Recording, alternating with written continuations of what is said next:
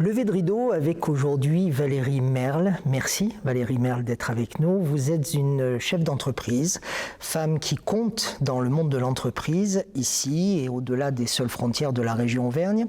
Vous dirigez l'entreprise de maçonnerie Merle et Coste et vous avez depuis un certain temps maintenant donné à cette entreprise à la fois une autre envergure et aussi à la maçonnerie en général, celle du bâtiment, on est bien d'accord, une autre dimension. On va reprendre les choses dans l'ordre.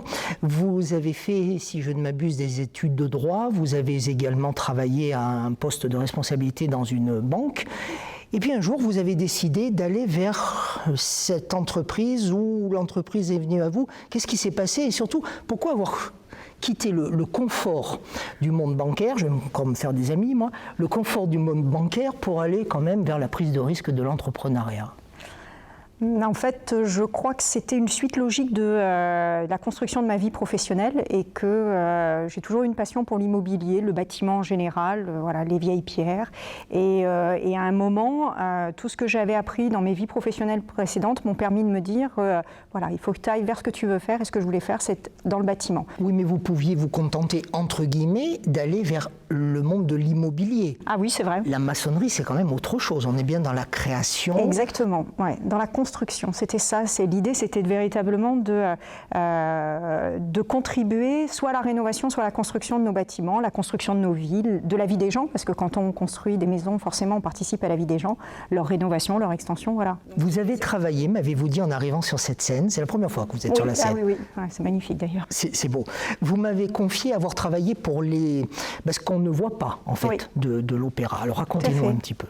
J'ai eu la chance d'intervenir dans ce bâtiment, mais sur des pièces qui se trouvent au-dessus, des salles de répétition. Donc on voit effectivement le côté off de toute cette machine et on se rend compte qu'il y a un bâtiment extraordinaire avec un patrimoine à entretenir qui est merveilleux et magnifique. Donc c'est une chance quand on peut intervenir dans des locaux comme ça. Moi je me sens privilégiée de pouvoir intervenir ici. À chaque fois que je passe devant, en plus je dis à mes enfants, on est venu ici, on a travaillé ici, donc je trouve que c'est une très belle reconnaissance pour mon entreprise. À quoi ressemble votre vie de dirigeante de cette entreprise au jour le jour? Est-ce que vous allez sur les chantiers? Ah oui, tous les jours. Alors, j'ose une question, elle est sexiste, vous y allez habillée comme ça, madame?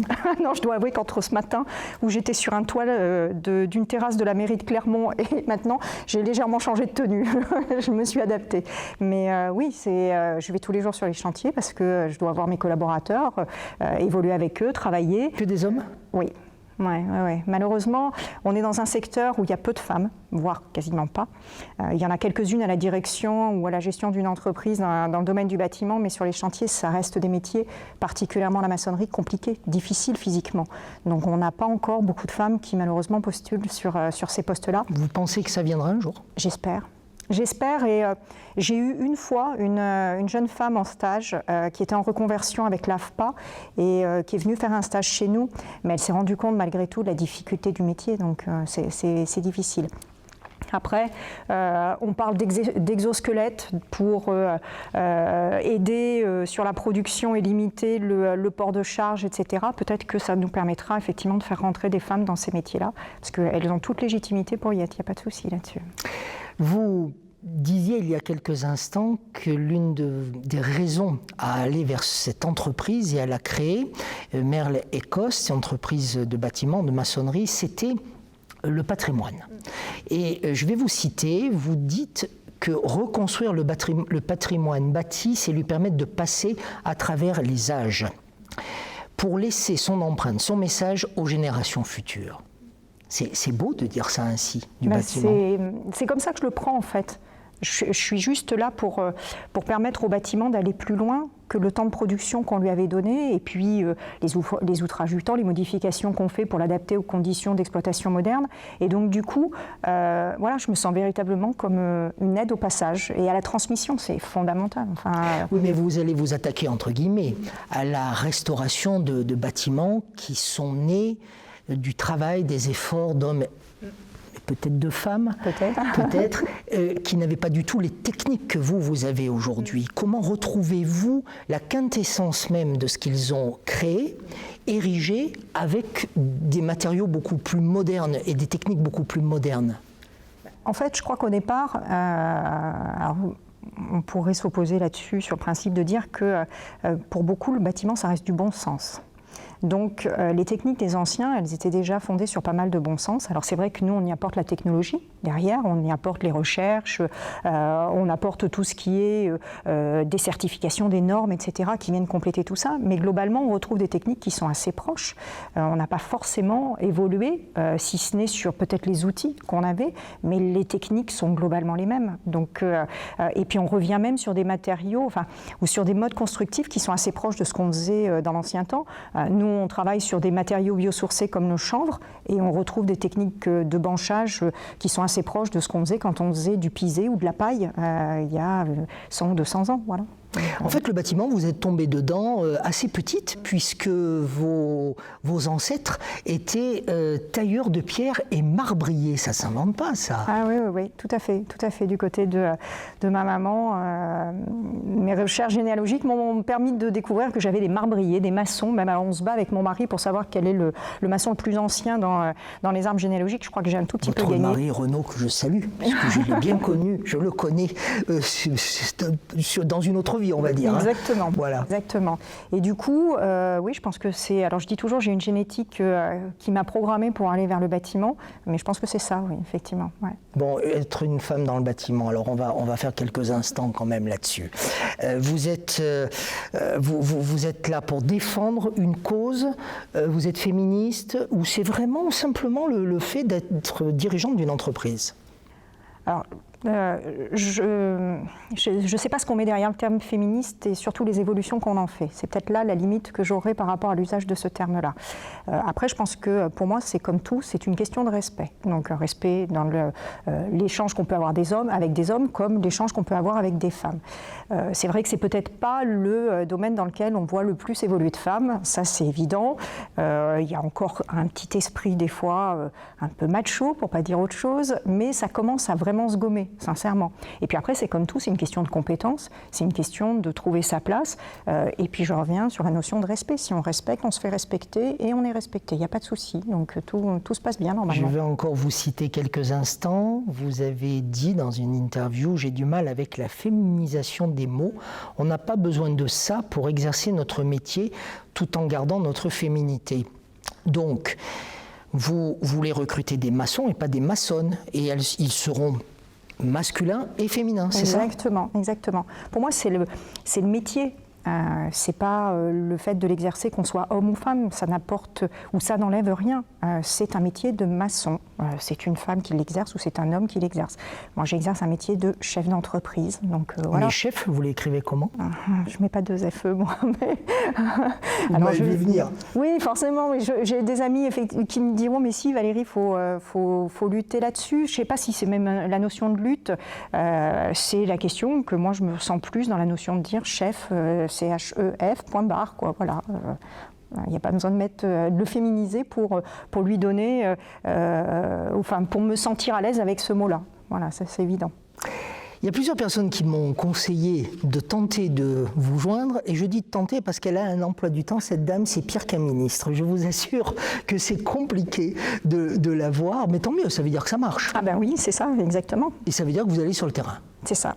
Et alors on m'a conseillé d'insister, parce qu'on m'a dit, tu verras, elle est atypique. Et vous avez un petit peu marqué les esprits. Il y a quelques années, moi-même, je n'en croyais pas mes yeux, quand j'ai vu une campagne 4x3, envie d'un maçon. Envieux, bien sûr, d'un maçon, un point d'interrogation. Alors on voyait... non, je vais vous laisser raconter l'histoire. Alors là, c'est effectivement une très belle histoire parce que mon mari, dans son activité précédente, était dans le domaine de la communication et on avait envie de communiquer sur notre entreprise. Et puis, il m'a dit, il faut qu'on aille en décalage complet. Et donc, on a fait cette campagne de communication. Au départ, on l'a déclinée en 4x3 sur les murs de Clermont-Ferrand.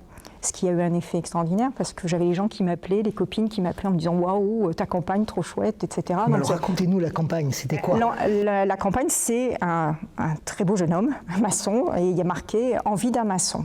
L'idée, c'était en fait de dire aux gens, enfin de susciter le lien entre j'ai besoin d'un maçon, je passe à l'acte et je contacte Merlecoste. Parce que quand j'ai créé Merlecoste, mes amis m'ont dit « Ah ben super, je vais enfin connaître un maçon à qui je vais m'adresser quand j'aurai besoin de faire des travaux ».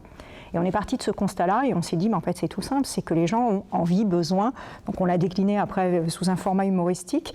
Et donc voilà, on a accroché ça avec Envie d'un maçon, qui reste toujours l'accroche qu'il y a sur mes véhicules d'entreprise. On voit toujours le même visuel. Vous êtes quand même un petit peu plus adressé aux femmes qu'aux hommes, un petit peu plus. Eh bien, en fait, il y avait deux degrés. Il y avait le premier degré, effectivement, de dire envie d'un maçon, contacter Merlecoste et puis peut-être susciter l'envie chez les dames de se dire le maçon qui est sur le camion, on aimerait bien l'avoir en intervention chez nous. Et vous avez probablement aussi rendu service à toute la profession. Est-ce que vous avez eu des retours, même de concurrents, qui vous ont dit Valérie, génial, ta campagne, géniale? Ben oui, parce qu'en fait, c'était pas forcément un format sur lequel nos métiers communiquaient. Il y avait de la radio, il y avait de la presse, mais aller mettre du 4x3 pour parler de maçonnerie, on n'avait pas forcément fait ça. Donc, puisque pour resituer, on a dû faire la campagne en 2013-2014. Donc voilà, on était assez précurseurs. Donc ça permettait en plus de positionner mon entreprise dans un créneau et de dire, voilà, on est un petit peu atypique. Il y a une femme dirigeante, on communique différemment, voilà. Et le fameux maçon, il a eu beaucoup de travail derrière? Beaucoup, toujours autant. Mais c'est un vrai maçon, c'est pas... Non, c'est un comédien, bien évidemment, un acteur. Un acteur. En tout cas, c'était bien pensé. Il faut oser ce genre de choses, ça ne doit pas être simple non plus de le décider. Oui, il faut être en décalage. Enfin, l'objectif, c'était véritablement d'attirer l'attention. Alors, un travail de maçonnerie, à part sa qualité, sa rapidité, la compétence des maçons, ce qui nous distingue les uns des autres, c'était peut-être justement cette note d'humour. Donc on est parti sur ce créneau-là. J'ai face à moi une femme qui a beaucoup de titres. Je prends mes notes parce qu'il ne faut pas que je les oublie. Vous avez créé, donc, on l'a dit, Merlecoste en 2013, puis vous avez eu le trophée Femme chef d'entreprise prometteuse Rhône-Alpes-Auvergne, Pays Genevois en 2015, Grand Prix de l'artisanat de l'année en 2016, première femme à recevoir ce prix. Marraine du concours Initiative au féminin 2016, trophée de l'entreprise 2019, CPME 63. Alors bon, on ne va pas s'arrêter longtemps sur l'adjectif prometteuse. Moi, ça me fait doucement rire. Est-ce qu'on le dirait pour un homme, ça? C'est autre chose. Mais en tout cas, vous étiez prometteuse, madame, en 2015. C'est ça. Vous en êtes où aujourd'hui? Je pense que je continue mon parcours. Je construis au fur et à mesure le développement de mon entreprise. Prometteuse, je pense que c'était aussi sur la notion de partir sur ces matériaux un peu différenciants et un peu innovants. Parce que le béton de chanvre, à l'époque, en 2013, quand on a commencé à en faire, on nous a un peu regardé comme des rigolos, quoi, peut-être, en se disant ils ne vont rien révolutionner. Sauf que là, on a des nouvelles normes dans le bâtiment qui arrivent et véritablement, ces produits-là vont s'imposer. Donc on était précurseurs, en fait. Et pour moi, la notion de prometteuse, elle était aussi sur cette notion de précurseur. Quand on égrène comme ça tous les titres que vous avez eus et toutes ces distinctions, il se passe quoi dans votre tête, dans votre cœur ? Alors il se passe en fait que j'ai partagé ces titres avec mes collaborateurs et que ça a été des moments de joie extra. Entre autres, celui que je suis allée chercher à Paris, le prix de l'artisan. Donc j'avais expliqué à mes collaborateurs que je faisais partie, entre guillemets, de la shortlist, mais je ne savais pas du tout que j'étais le Grand Prix. Donc je suis partie à Paris avec mon époux pour la soirée de remise de prix. Et le lendemain matin, quand on est rentré à Paris, à Clermont avec le trophée, la satisfaction de mes collaborateurs, mais c'était un bonheur énorme, parce que c'est ce que je dis, ce trophée, je ne l'aurais pas sans eux. Donc c'est notre travail d'équipe qui fait que on en arrive là. Et donc forcément, tous les trophées que j'ai pu avoir, je les ai partagés avec eux et c'est en reconnaissance de leur travail. Pour moi, c'est ça. C'est quoi la suite ? Et ben la suite, c'est continuer comme ça. C'est continuer à travailler sur des bâtiments sur lesquels on a, voilà, comme ici, une image, une empreinte forte. C'est continuer à apporter aussi du travail des collaborateurs sur notre région, parce que pour moi c'est une notion importante de mon poste de chef d'entreprise, c'est contribuer au développement économique de notre région. Donc c'est tout ça, c'est continuer le tracé qui court depuis 8 ans sur Merles-les-Coste. Je me permets de vous dire, madame, que votre réponse est très belle, parce que j'ai souvent posé cette question, c'est quoi la suite? Et on m'a toujours dit, ou souvent dit, je voudrais ceci, je voudrais cela, je voudrais me développer, je voudrais progresser. Vous dites, c'est continuer ainsi. Oui, tout à fait, parce que je trouve que mon quotidien est un beau quotidien. J'ai la chance de faire ce qui me plaît. Même si, comme tout chef d'entreprise, on a des jours un peu plus sympas que d'autres, mais globalement, ce métier, je l'ai choisi. Donc, je ne peux qu'en être satisfaite. Je le construis au jour le jour avec mes collaborateurs, avec les clients que je rencontre. Donc, voilà, c'est que du bonheur. Est-ce que vous pensez que les entreprises vont souffrir encore très longtemps? Je ne parle pas d'un point de vue de leur trésorerie ou de leur bilan haut et bas, mais bien de ce qu'elles auront dû encaisser de cette crise. Est-ce que vous pensez qu'il y en a encore pour des années? Alors, on est dans le bâtiment des bienheureux. Parce qu'on a globalement toujours été autorisé à travailler, sauf au tout début du premier confinement, mais globalement on est bien chanceux dans cette situation-là. Et d'ailleurs, je pense que c'est un devoir pour nos entreprises dans le bâtiment que de travailler et de soutenir le reste des entreprises qui n'ont pas cette possibilité. Je pense qu'effectivement, il y a certains secteurs qui, on le voit tout de suite, restauration, tourisme, culture, tout ça sont des secteurs qui forcément vont souffrir et qui vont impacter les autres entreprises. Maintenant, j'espère que la solidarité qui pourra régner entre les entreprises permettra de limiter. Vous en appelez à la responsabilité solidaire des chefs d'entreprise? Oui, parce que je trouve qu'on a, je vous dis, on a de la chance. Nous, on a été arrêtés sur l'entreprise 5 semaines lors du premier confinement parce qu'en fait, on n'avait pas les équipements, parce que voilà, c'était le premier confinement, on ne savait pas comment faire. Mais je me dis que depuis, on se doit de travailler. Quand d'autres ne peuvent pas, n'ont pas l'autorisation de travailler, on se doit de travailler. C'est indispensable. Indispensable. Une dernière question, madame, c'est la question que je pose à chacun de mes invités. Vous êtes sur cette scène, vous nous l'avez dit tout à l'heure, c'est la première fois que vous venez sur cette scène, même si vous avez concouru à la beauté de ce lieu à travers votre entreprise. Imaginons que ce soir, je vous laisse les clés.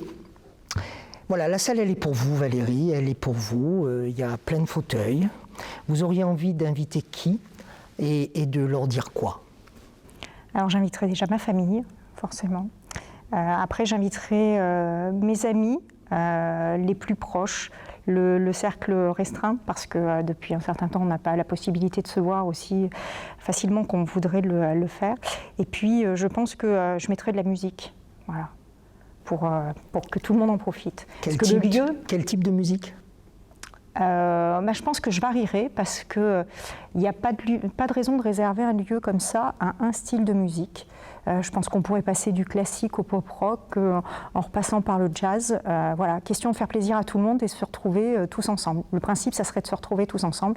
Puis alors là, on aurait un lieu quand même assez extraordinaire pour le faire, quoi. Une occasion unique. Valérie Merles était notre invitée. Merci beaucoup, madame, d'avoir été sur le plateau de Lever de Rideau. Vous aimez la musique, vous en voulez. On va finir en musique avec le générique signé Karim Chanan. Merci. Merci beaucoup.